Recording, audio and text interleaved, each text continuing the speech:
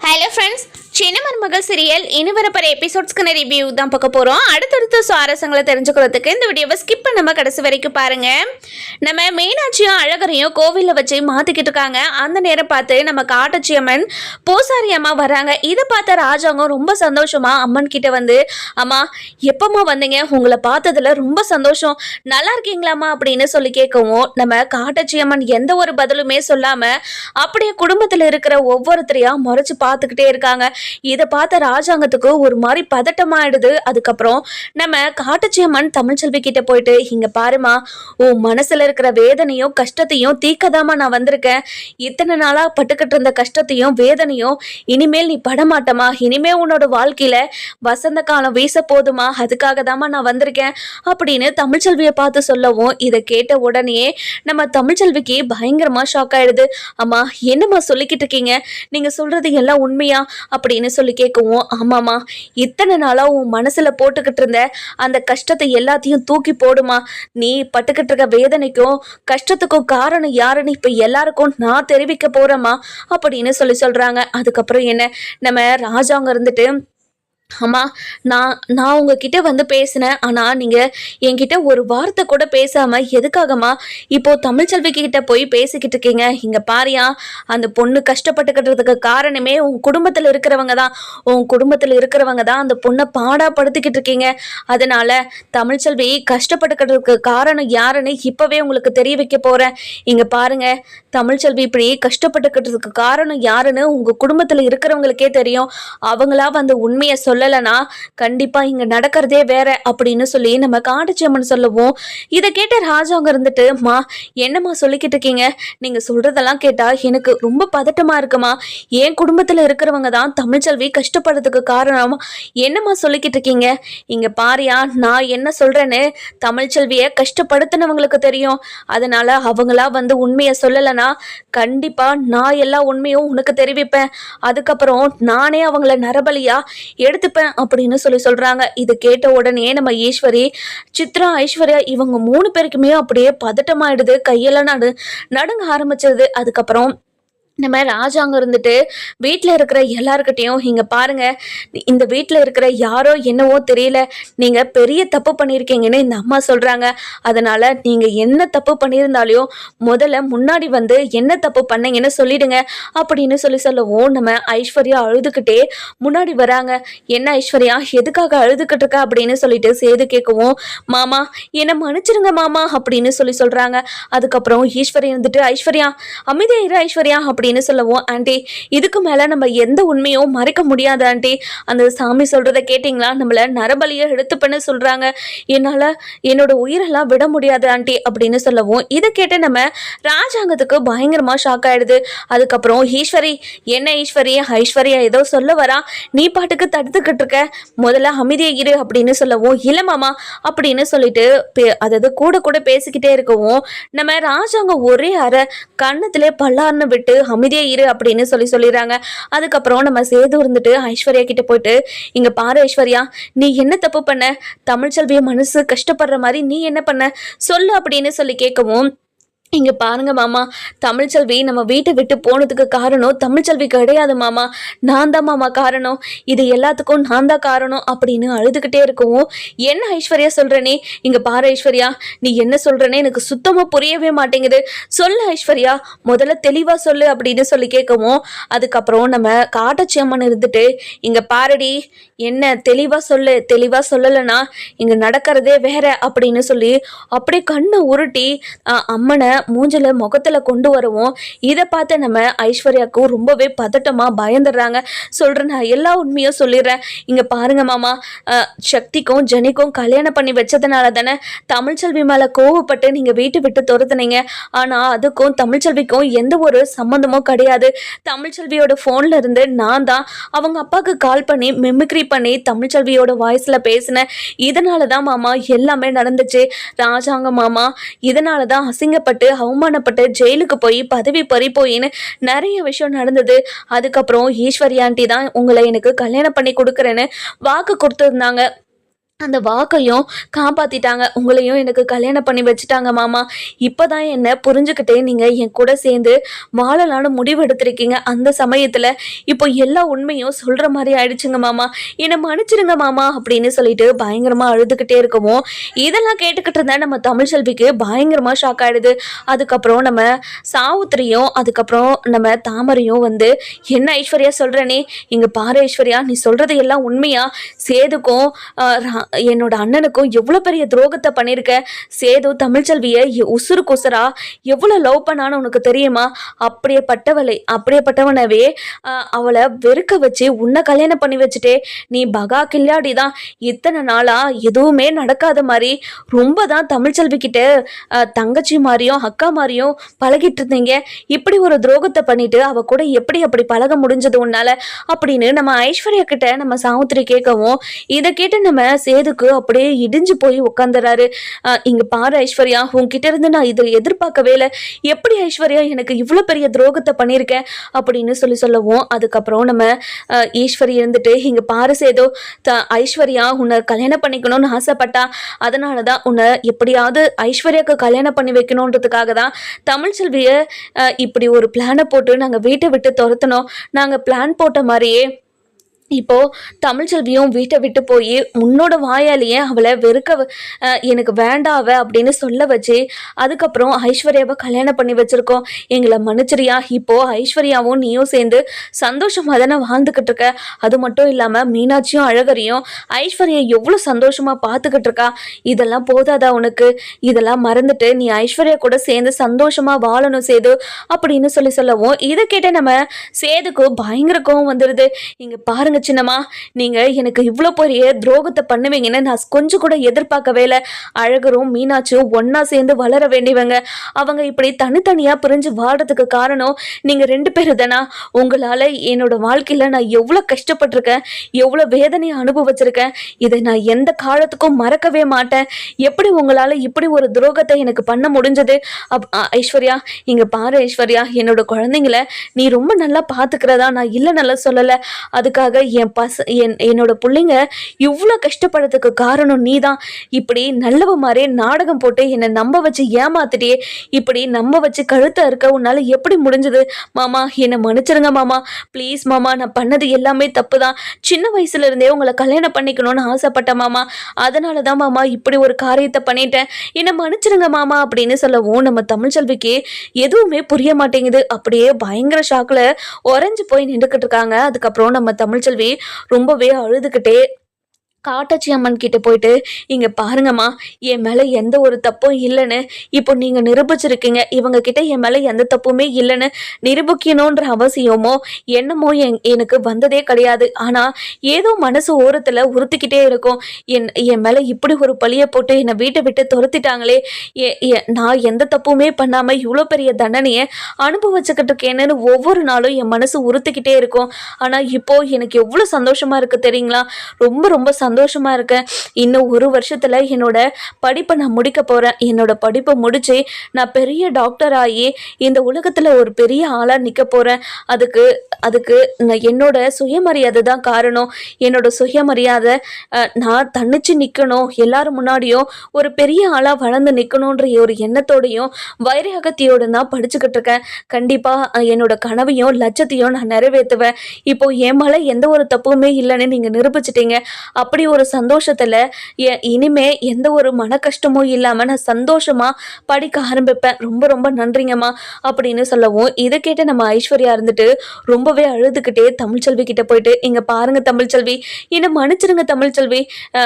நீங்க இவ்வளோ கஷ்டப்படுறதுக்கு காரணம் நான் தான். என்னாலதான் நீங்க இவ்வளோ கஷ்டப்பட்டுக்கிட்டு இருக்கீங்க. என்னை மன்னிச்சிருங்க தமிழ்செல்வி அப்படின்னு சொல்லவும், இங்க பாரு ஐஸ்வர்யா, நீ மீனாட்சி உயிரை காப்பாத்தின அப்படின்ற ஒரே ஒரு காரணத்துக்காக தான் இப்போ வரைக்கும் உன்னை நான் மன்னிச்சு விடுறேன். எப்படி உன்னால இப்படி ஒரு துரோகத்தை பண்ண முடிஞ்சிச்சு? எனக்கு அந்த குடும்பத்தை விட்டு தனியா வாடுறது ஒன்றும் எனக்கு அவ்வளோ பெரிய கஷ்டமா இல்லை. என்னோட பசங்க என்னை அம்மானு கூப்பிடாம இப்படி உன்னை அம்மானு கூப்பிடுறத என்னால் ஏற்றுக்கவே முடியல. இப்படி ஒரு நிலைமை வரும்னு சத்தியமா நான் எதிர்பார்க்கவே இல்லை. என்னோட குழந்தைங்க தான் என்னோட எதிர்காலம்னு நினச்சி வாழ்ந்துக்கிட்டு இருக்கேன். அந்த குழந்தைங்களவே உன்னோட பக்கம் இழுத்துட்டல. நான் இனிமே இந்த விஷயத்துல சும்மா இருக்க மாட்டேன். இனிமே 2 குழந்தையும் என் கூட தான் வளரும். இனிமே யாருக்காகவும் எதுக்காகவும் என்னோட குழந்தைங்கள நான் விட்டு கொடுக்க மாட்டேன். என்னோட குழந்தைங்க என்னதான் அம்மானு கூப்பிடணும் அப்படின்னு ரொம்பவே வைராகியமா சொல்லிக்கிட்டு இருக்கவும், இதெல்லாம் கேட்டுக்கிட்டு இருந்த சேது இருந்துட்டு, இங்க பாரு தமிழ்ச்செல்வி, என்னை மன்னிச்சிரு தமிழ்ச்செல்வி, நீ எந்த தப்புமே பண்ணலைன்னு தெரிஞ்சதுக்கு அப்புறம் உன் முகத்தை பார்க்கவே எனக்கு குற்ற உணர்ச்சியா இருக்கு. நான் உனக்கு மிகப்பெரிய துரோகத்தை பண்ணிட்டேன்.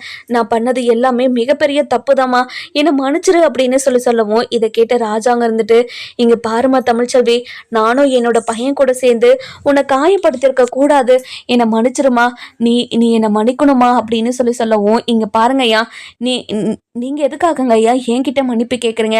என்னோட தலையெழுத்து இப்படி தான் இருக்குதுன்னா அதுக்கு யாரும் எதுவும் பண்ண முடியாது. இப்போ மீனாட்சியும் அழகரையும் என்கிட்ட கொடுத்தா மட்டும் போதும். உங்களுக்கு எப்போ மீனாட்சியும் அழகரையும் பார்க்கணும்னு தோணுதோ அப்போ எல்லாம் வந்து எங்கள் வீட்டுக்கு வந்து பார்த்துட்டு போங்க.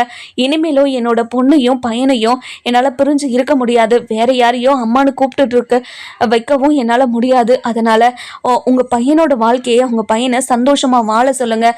இப்போது என்னோட சந்தோஷத்தை என்கிட்ட திருப்பி கொடுத்துட சொல்லுங்கள். நான் இத்தனை நாளாக இவ்வளோ பெரிய தண்டனையை அனுபவிச்சுக்கிட்டு இருந்தேன்.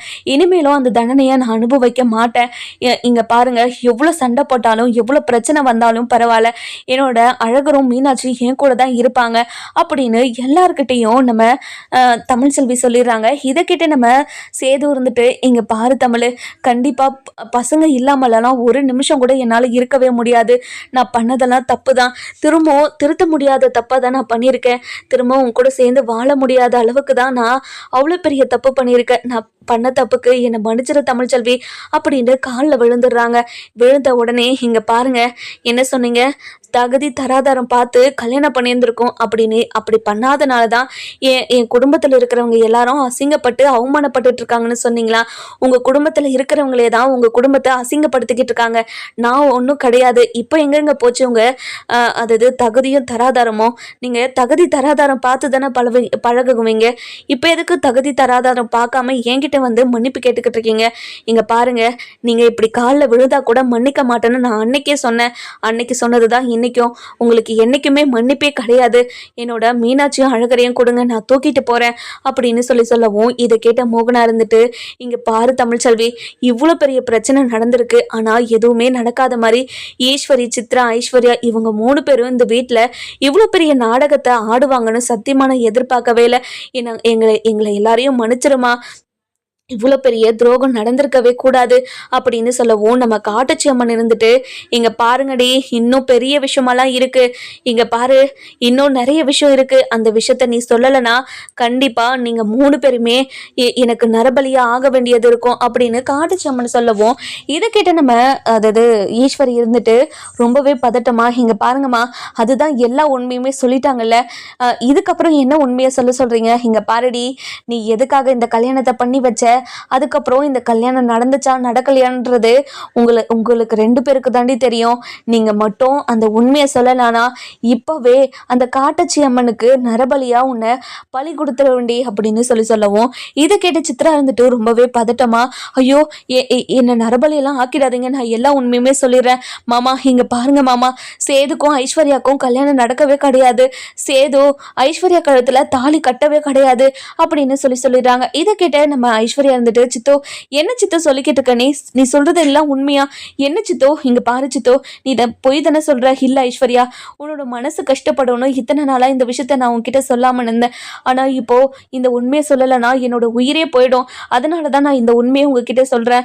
இங்க பாரு ஐஸ்வர்யா, நீ உன் கழுத்துல சேது தாலி கட்ட வந்தானா, நான் இல்லைன்னெல்லாம் சொல்லல. அந்த நேரம் பார்த்து அம்மாச்சி குழந்தைய தூக்கிட்டு மண்டபத்துக்கு வந்தாங்க. அந்த அதிர்ச்சியில் மாமா உன் கழுத்தில் தாலி கட்டாமல் அப்படியே வச்சுக்கிட்டு இருந்தாரு. எங்கே இந்த கல்யாணம் நடக்காமல் போயிடுமோன்னு நினச்சிதான் நான் தான் சேதுவோட கையிலேருந்து தாலியை வாங்கி உன் கழுத்தில் 3 முடிச்சையும் போட்டேன். சேது உன் கழுத்தில் ஒரு முடிச்சு கூட போட கிடையாது. அப்படி இருக்கிறப்போ நீங்கள் 2 பேரும் எப்படி புருஷன் பொண்டாட்டியாக ஆக முடியும்? என்னை மன்னிச்சிரு ஐஸ்வர்யா அப்படின்னு சொல்லிட்டு அழுதுகிட்டே சொல்லவும், இதை கேட்ட நம்ம ராஜாங்கம் சேது அங்கே இருக்கிற எல்லாருக்குமே பயங்கரமா ஷாக் ஆயிடுது. அதுக்கப்புறம் தமிழ்ச்செல்வி இருந்துட்டு ரொம்பவே கேவலமா ஈஸ்வரியையும் சித்ராவையும் பார்த்துக்கிட்டு இருக்காங்க. அதுக்கப்புறம் நம்ம காட்டுச்சியம்மன் இருந்துட்டு இங்க பாரியா, உன் குடும்பத்துல நடந்த பித்தலாட்டம் எல்லாத்தையும் இப்போ நான் தெரிவிச்சிட்டேன். இது எல்லாத்துலயும் பாதிக்கப்பட்டது இந்த ஒரு பொண்ணு தான். இந்த பொண்ணுக்காக தான். இந்த பொண்ணு படுற வேதனையும் கஷ்டத்தையும் அந்த அம்மனாலேயே தாங்க முடியல. அதுக்காக தான் இவளோட கஷ்டத்தையும் இவ துயரத்தையும் இவ பாரத்தையும் குறைச்சி வைக்கிறதுக்காக தான் என்ன அனுப்பி வச்சிருக்கா. இங்க பாருமா, நீ இனிமே கவலைப்பட வேண்டிய அவசியமே கிடையாது. இனிமே உன்னோட வாழ்க்கையில வசந்தம் தான் வீச போகுது. இனிமே உன் 2 குழந்தையும் உன்கிட்ட தான் இருக்கும். இங்க பாருங்க, 2 குழந்தையும் தமிழ்ச்செல்வி கிட்ட தான் இருக்கும். நீங்க 2 பேரும் குழந்தைங்களுக்காக சண்டை போடக்கூடாது அப்படின்னு சொல்றாங்க. இதை கேட்ட உடனே நம்ம சேது இருந்துட்டு என்னம்மா சொல்றீங்க, நீங்க 2 குழந்தையும் பிரிஞ்சு என்னால இருக்க முடியாது அப்படின்னு சொல்லவும், இத்தனை நாளா தமிழ்ச்செல்வி பட்ட வேதனைக்கும் கஷ்டத்துக்கும் நீயும் தண்டனை அனுபவிக்க வேண்டாம், அதனால உனக்கு தண்டனையா, இதுதான் உனக்கு தண்டனை அப்படின்னு சொல்லிட்டு 2 குழந்தையும் வாங்கி நம்ம தமிழ்ச்செல்வி கிட்ட கொடுத்துறாங்க. இதை பார்த்த நம்ம தமிழ்ச்செல்வியும் ரொம்பவே அழுதுகிட்டே, இங்க பாருங்கம்மா, 365 நாளும் என்னோட குழந்தைய பிரியாம நான் என் குழந்தைங்க கூடயே இருக்கணும்னு ஆசைப்பட்டேன். இப்போ என்னோட குழந்தை என்னை அம்மானு கூப்பிடவே மாட்டேங்குதுங்க. என் கூடவே இருந்தா தானே என்னை அம்மானு கூப்பிடுங்க. 10 மாசம் சுமந்து கஷ்டப்பட்டு பெத்த தாயே அம்மானு கூப்பிடலன்னா எவ்வளோ பெரிய கஷ்டத்தை கொடுக்கணும் உங்களுக்கு தெரிஞ்சிருக்கு. அதனால தான் அந்த கடவுளே இப்போ 2 குழந்தையும் என் கையில் வாங்கி கொடுத்துருச்சு. ரொம்ப ரொம்ப நன்றிங்கம்மா. உங்களுக்கு எப்பவுமே நான் நன்றி கடனா இருப்பேன். இங்க பாருமா, நீ பண்ண நல்லதுக்கும் நீ செஞ்ச புண்ணியத்துக்கும் நீ ரொம்ப நல்லா இருப்பமா. இங்க பாரியா ராஜாங்கம், உங்க குடும்பத்துல இருக்கிற எல்லாருக்கும் இதுதான் தண்டனை அப்படின்னு சொல்லிட்டு அந்த அம்மன் சொல்லவும், இதை கேட்டு நம்ம சேதுவும் ரொம்பவே அழுதுகிட்டே, இங்க பாருங்கம்மா, என்னால குழந்தைய பிரிஞ்சு ஒரு நாள் கூட இருக்கவே முடியாது, என்னால இருக்கவே முடியாது அப்படின்னு பயங்கரமா அழுதுகிட்டே இருக்கவும், இங்க பாருங்க, நீங்க பண்ண தப்புக்கும் நீங்க புத்தி கட்டுத்தனமா எல்லாத்தையும் யோசிச்சு பண்ணதுக்கும் இப்போ நீங்க தண்டனையை அனுபவிச்சுதான் ஆகணும். எப்படி நீங்க தண்டனையை அனுபவிக்க மாட்டேன்னு சொல்லிக்கிட்டு இருப்பீங்க? கண்டிப்பா அது நடக்கவே நடக்காது. தமிழ்ச்செல்வி கிட்டதான் 2 குழந்தையும் இருக்கும். இங்க பாருமா தமிழ்ச்செல்வி, 2 குழந்தையும் நீ சீரும் சிறப்புமா வளர்ப்பேன்னு எனக்கு நம்பிக்கை இருக்குமா. நீ கவலைப்படாம குழந்தைங்கள தூக்கிட்டு போமா. ரொம்ப ரொம்ப நன்றிங்கம்மா அப்படின்னு சொல்லவும், அதுக்கப்புறம் நம்ம சேது இருந்துட்டு தமிழ்ச்செல்வியோட காலில் விழுந்து, தமிழ்ச்செல்வி இங்க பாரு தமிழ்ச்செல்வி, எனக்கு கல்யாணம் நடக்கலன்னு உனக்கு தெரிஞ்சிருச்சுல்ல, இங்க பாரு தமிழ்ச்செல்வி, குழந்தைகளுக்காகவது நம்ம 2 பேரும் சேர்ந்து வாழலாம் அப்படின்னு சொல்லவும், இதை கேட்க உங்களுக்கு வெக்கமா இல்லை? உங்களுக்கும் எனக்கும் எந்த சம்மந்தமும் இல்லைன்னு ஊர் முன்னாடி வச்சு அத்து விட்டாச்சு. அது உங்களுக்கு ஞாபகம் இருக்குதா இல்லையா? அப்படி இருக்கும்போது எப்படி எந்த ஒரு கூச்சமோ நாச்சமோ இல்லாமல் என்கிட்ட இப்படி ஒரு வார்த்தையை வந்து கேட்டுக்கிட்டு இருக்கீங்க? முதல்ல என்னோட காலில் இருந்து கையை எடுங்க, நான் கிளம்பணும் அப்படின்னு சொல்லவும், நம்ம வசந்தி இருந்துட்டு, தமிழ் கொஞ்சம் பொறுமையாக இருடிமா, இந்த விஷயத்தில் என்னால் பொறுமையாக இருக்கவே முடியாதுமா. நான் இந்த விஷயத்தில் எவ்வளோ கஷ்டப்பட்டேன்னு நீ பக்கத்துல இருந்து பார்த்துக்கிட்டு தானே இருந்த அப்படின்னு சொல்லவும், நம்ம அப்பதான் இருந்துட்டு சேது கிட்ட போயிட்டு, இங்க பாரியா சேதோ, இத்தனை நாளா தமிழ்ச்செல்வி இவ்வளோ பெரிய தப்பு பண்ணதுனால தானே அவன் மேலே இவ்வளோ கோபமாக இருந்த, அவன் மேலே எந்த ஒரு தப்புமே இல்லைன்னு அந்த அம்மனே வந்து சொல்லிடுச்சு. அது இதுக்கப்புறமும் எதுக்காக நீ தப்பு பண்ணவங்களுக்கு தண்டனையை கொடுத்துட்டு தமிழ்ச்செல்வி மனசை எப்படியாவது மாற்ற முயற்சி பண்ண, இனிமேலும் அவன் மனசு இறங்குவான்னு எனக்கு தோணலை. ஆனால் அவன் படுற கஷ்டத்தையும் வேதனையும் நான் பக்கத்தில் இருந்து பார்த்துருக்கேன். அதனால் நீ இப்படி ஒரு தண்டனை அனுபவிச்சு தான் ஆகணும். உப்பு சாப்பிட்டவன் தண்ணி குடிச்சு தானே ஆகணும். அதே மாதிரி நீங்க தப்பு பண்ணியிருக்கீங்க, தண்டனை அனுபவிச்சு தான் ஆகணும் அப்படின்னு சொல்லிட்டு நம்ம தமிழ்ச்செல்வி கூட கிளம்பிடுறாங்க. அதுக்கப்புறம் நம்ம காட்டுச்சி அம்மன் இருந்துட்டு, இங்க பாரு ராஜாங்கம், தமிழ்ச்செல்வி கிட்ட போயிட்டு ஏதாவது பிரச்சனை பண்ணீங்க அவ்வளவுதான், அந்த அம்மன் உங்களை எல்லாரையும் சும்மாவே விடமாட்டா. தமிழ்ச்செல்வி கொஞ்ச காலத்துக்காவது சந்தோஷமா இருக்கணும்னு நான் அந்த அம்மன் ஆசைப்படுறா. அந்த அம்மனோட ஆசையை நீங்க தான் நிறைவேற்றி வைக்கணும். அவகிட்ட எந்த பிரச்சனையும் பண்ணக்கூடாது அப்படின்னு சொல்லவும், நம்ம ராஜாங்க இருந்துட்டு, இங்க பாருங்கம்மா, இதுக்கு ஏதாவது பரிகாரம் இருக்குதாம்மா? நான் என்னோட மருமகளையும் என் மகனையும் சேர்த்து வைக்கிறதுக்கு ஏதாவது வாய்ப்பு இருக்காமா அப்படின்னு சொல்லவும், அந்த பொண்ணோட மனசு மாறினா மட்டும்தான், அந்த பொண்ணு மனசு மாறினா கண்டிப்பா 2 பேரும் சந்தோஷமா சேர்ந்து வாழ்வாங்க. ஆனா அந்த பொண்ணோட மனசு மாறலனா கண்டிப்பாக எதுவுமே பண்ண முடியாது அப்படின்னு சொல்லிடுறாங்க. அதுக்கப்புறம் நம்ம ராஜாங்க இருந்துட்டு ஈஸ்வரிக்கிட்டேயும் நான் சித்ரா கிட்ட அதுக்கப்புறம் நம்ம ஐஸ்வர்யா கிட்ட 3 பேர்கிட்டையும் போய் இங்கே பாருங்க, இந்த குடும்பத்தோட சந்தோஷத்தை வேரோட பிடுங்கி எரிஞ்சிட்டிங்களே, இத்தனை நாளாக இவ்வளோ பெரிய துரோகத்தை பண்ணிட்டு எதுவுமே தெரியாமல் எப்படி இந்த வீட்டில் உட்காந்துக்கிட்டு இருந்தீங்க அப்படின்னு சொல்லிட்டு பயங்கர கோவமாக ஆவேசமாகவும் பேசவும், இங்கே பாருங்க மாமா, ஏதோ தெரியாமல் பண்ணிட்டோம், ஐஸ்வர்யா சேது மேலே ஆசைப்பட்டதுனால தான் இப்படி ஒரு விஷயத்த பண்ணிட்டோம், அதுவும் தமிழ்ச்செல்வி மேலே இருந்த கோவத்திலையும் அவளை எப்படியாவது இந்த வீட்டை விட்டு துரத்தணுன்ற எண்ணத்துலையும் தான் நாங்கள் இதெல்லாம் பண்ணிட்டோம் மாமா, எங்களை மன்னிச்சிருங்க மாமா அப்படின்னு சொல்லிட்டு ஈஸ்வரி, சித்ரா, ஐஸ்வர்யா அப்படி 3 பேரும் காலில் விழுந்து மன்னிப்பு கேட்டுக்கிட்டு இருக்காங்க. அதுக்கப்புறம் நம்ம சேது இருந்துட்டு பயங்கர கோவத்தில், இங்கே பாருங்க, நான் உங்களை என்றைக்கும் மன்னிக்கவே மாட்டேன், என்னோட குழந்தைய என்கிட்ட இருந்து பிரிச்சுட்டிங்களே, என்கிட்ட ஒரு குழந்தையாவது ஒரு வருஷமாக என் கூட இருந்துச்சு, இப்போ அதுவும் இருக்க போகிறது கிடையாது, எப்படி உங்களால் எனக்கு இவ்வளோ பெரிய துரோகத்தை பண்ண முடிஞ்சது, இங்கே பாரு ஐஸ்வர்யா, நல்ல மாதிரியே நாடகம் ஆடி என் மனசில் நீ இடத்த பிடிச்சிட்டல, இப்போது உன்னை பார்த்தாவே எனக்கு அருவருப்பாக இருக்குது, எப்படி இவ்வளோ பெரிய துரோகத்தை எனக்கு பண்ண முடிஞ்சது அப்படின்னு சொல்லி கேட்கவும், மாமா இங்கே பாருங்க மாமா, நான் இத்தனை நாளாக உங்ககிட்ட நடிக்கல மாமா, நான் உண்மையாக தான் இருந்தேன், என்னோட காதலும் என்னோட அன்பும் உண்மை மாமா, அதை புரிஞ்சுக்கோங்க மாமா அப்படின்னு சொல்லவும், அடைச்சி நிறுத்து, காதல் வீணா போன காதல் அப்படின்னு சொல்லிட்டு இந்த பக்கம் திட்டிக்கிட்டு இருக்காங்க. இன்னொரு பக்கம் நம்ம தமிழ்ச்செல்வி பயங்கர சந்தோஷமா இருக்காங்க, 2 குழந்தையும் தான் கிட்ட வந்துருச்சுன்னு நினைச்சு ரொம்ப சந்தோஷமா இருக்காங்க. அதுக்கப்புறம் நம்ம மீனாட்சிக்கிட்டையும் அழகர்கிட்டையும், இங்க பாரு மீனாட்சி, அழகரு, நீங்க 2 பேருமே என்னோட தங்கங்க, இங்க பாரு, வேற யாரையும் எல்லாம் அம்மானு கூப்பிடக்கூடாது, நான் தான் உன்னை 10 மாசம் சுமந்து பெத்த தாய், நீங்க 2 பேருமே என்னதான் அம்மானு கூப்பிடணும், வேற யாரையும் அம்மானு கூப்பிடக்கூடாது, சரியா அப்படின்னு சொல்லிட்டு கொஞ்சமா சொல்லி 2 பேருக்குமே புரிய வைக்கிறாங்க. இன்னொரு பக்கம் நம்ம சேது தரையில புரண்டு அழுதுகிட்டே இருக்கவும், ராஜாங்க போயிட்டு, இங்க பாரியா சேது, இங்க பாரியா, தமிழ்ச்செல்வியோட மனசை எப்படியாவது மாத்தி 2 குழந்தையும் நம்ம வீட்டுக்கு கூட்டிட்டு வரலாம்யா, கவலைப்படாத அப்படின்னு சொல்லவும், இல்லப்பா, தமிழ்ச்செல்வி பட்ட வேதனைக்கும் கஷ்டத்துக்கும் அவ நம்பிக்கையை நான் சுக்குநூறா உடைச்சிருக்கேன்ப்பா, இனிமே என் மேல துளி கூட அவளுக்கு நம்பிக்கை வராதுப்பா, அவளோட மனசு மாறும் அப்படின்ற எண்ணமும் என்கிட்ட இல்லப்பா, என்னோட சந்தோஷத்தையே வேரோட புடுங்கி எரிஞ்சிட்டாங்களேப்பா, இப்போ நான் இனிமே உயிரோடவே இருக்கக்கூடாதுப்பா, நான் இனிமே செத்து போகிறேன்ப்பா, இப்படி ஒரு வாழ்க்கை வாடுறதுக்கு நான் வாழாமே இருக்கலாம்ப்பா அப்படின்னு பயங்கரமாக அழுதுகிட்டே சொல்லிக்கிட்டு இருக்கவும், அதுக்கப்புறம் நம்ம சேது ராஜாங்க இருந்துட்டு, சேது இங்கே பாரியா, சேது நீ எதுக்காகயா சாவணும், இங்கே பாரியா, எல்லா பிரச்சனையுமே ஒரு நாள் சரியாயிடும், கண்டிப்பாக தமிழ்ச்செல்வியும் உன்னோட மனசை புரிஞ்சுக்கிட்டு உன் கூட சேர்ந்து வாழ்வான் அப்படின்னு சொல்லவும், அதுக்கப்புறம் நம்ம ஈஸ்வரி இருந்துட்டு, மாமா என்னை மன்னிச்சிடுங்க மாமா, இங்கே பாரு ஈஸ்வரி, இந்த குடும்பத்துக்கும் எனக்கும் என் பையனுக்கும் இவ்வளோ பெரிய துரோகத்தை பண்ணிட்டு இனிமே என்ன மாமா கீமானெல்லாம் கூப்பிடாத, இனிமே எங்களுக்கும் உனக்கும் எந்த சம்மந்தமும் கிடையாது, ஏதாச்சும் சம்மதம் இருக்குன்னு சொல்லிட்டு வீட்டு பக்கம் இது வந்துட போற மாமா, இங்க பாருங்க மாமா, உங்களை விட்டா எனக்கு யாரு மாமா இருக்கா, உங்களை விட்டா எனக்கு வேற யாருமே இல்லை மாமா, நான் எங்க மாமா போவேன் அப்படின்னு சொல்லவும், எங்கேயாவது போ, எங்கேயாவது பிச்சை எடுத்து சாப்பிட்டாதான் உனக்கு புத்தியே வரும், இவ்வளோ பெரிய துரோகத்தை பண்ணிட்டு எதுவுமே பண்ணாத மாதிரி இந்த வீட்டில் எப்படி இருந்த நீ, இங்க பாரு, நீ அவ்வளோ பிரச்சனை நடக்கும் போது இதெல்லாம் நான் தான் பண்ணேன்னு வந்து சொல்லியிருந்தாவது கண்டிப்பாக எந்த பிரச்சனையும் நடக்காமல் இப்போ என் பையன் 2 பசங்களும் என் குடும்பத்தில் என் வீட்டில் சந்தோஷமாக வளர்ந்துருக்கோங்க, இவ்வளோ பெரிய பிரச்சனைகள் நடக்கிறதுக்கு காரணமோ நீங்கள் 3 பேர் தானே, உங்கள் 3 பேர் மூஞ்சிலையும் முகத்துலையும் முழிக்கவே எனக்கு அருவருப்பாக இருக்குது, முதல்ல இங்கேருந்து கிளம்புங்க அப்படின்னு சொல்லிட்டு கோபமாகவும் ஆவேசமாகவும் சொல்லவும், அப்பா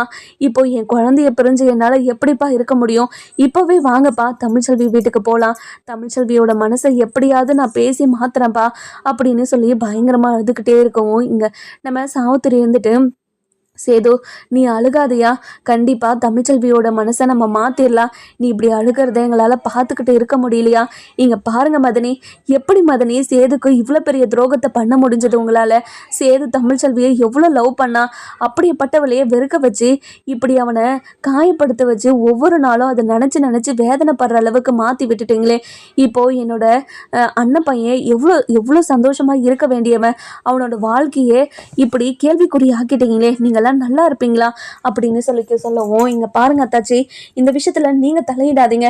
என்ன தலையிடாதீங்கன்னு சொல்கிறீங்க? என் அண்ணன் பையனோட வாழ்க்கை இது. என் அண்ணனுக்கு துரோகத்தை பண்ணியிருக்கீங்க. உங்களுக்கு என் அண்ணன் கொடுத்தது சரியான தண்டனை தான் அப்படின்னு சொல்கிறாங்க. அதுக்கப்புறம் நம்ம சேர்த்து வந்துட்டு, அப்பா என்னால் ஒரு நிமிஷம் கூட இங்கே இருக்க முடியாதுப்பா, நான் இப்போவே போகிறேன்ப்பா, இப்போவே போய் தமிழ்ச்செல்வி கிட்ட பேசுகிறேன்ப்பா, தமிழ்ச்செல்வி கிட்ட எப்படியாவது பேசி அவளோட மனசை மாற்றி ஒன்று நம்ம வீட்டுக்கு வர வைக்கிறேன், இல்லைனா நான் அங்கேயே இருக்கேன்ப்பா, என்னோட குழந்தைங்கள் இல்லாமல் என்னால் அந்த வீட்டுக்கு வர முடியாதுப்பா அப்படின்னு சொல்கிறாங்க. நம்ம சேது சொன்ன மாதிரியே இப்போது நம்ம வசந்தியோட வீட்டுக்கு, அதாவது தமிழ்ச்செல்வியோட வீட்டுக்கு போகிறாங்க. போன உடனே அங்கே இருக்கிற எல்லாருமே நம்ம சேதுவை பயங்கர ஷாக்கில் பார்த்துக்கிட்டு இருக்காங்க. நம்ம சேது சொன்ன மாதிரி தமிழ்ச்செல்வியோட மனசை மாற்றி எப்படியாவது வீட்டுக்கு கூட்டிகிட்டு போவாங்களா, இல்லை அங்கேயே இருந்து தமிழ்ச்செல்வியோட மனசை மாற்றுவாங்களான்னு சொல்லிட்டு நம்ம வர எபிசோடில் பார்க்கலாம். இந்த வீடியோ உங்களுக்கு பிடிச்சிருந்தா லைக் பண்ணுங்கள், சப்ஸ்கிரைப் பண்ணுங்கள்.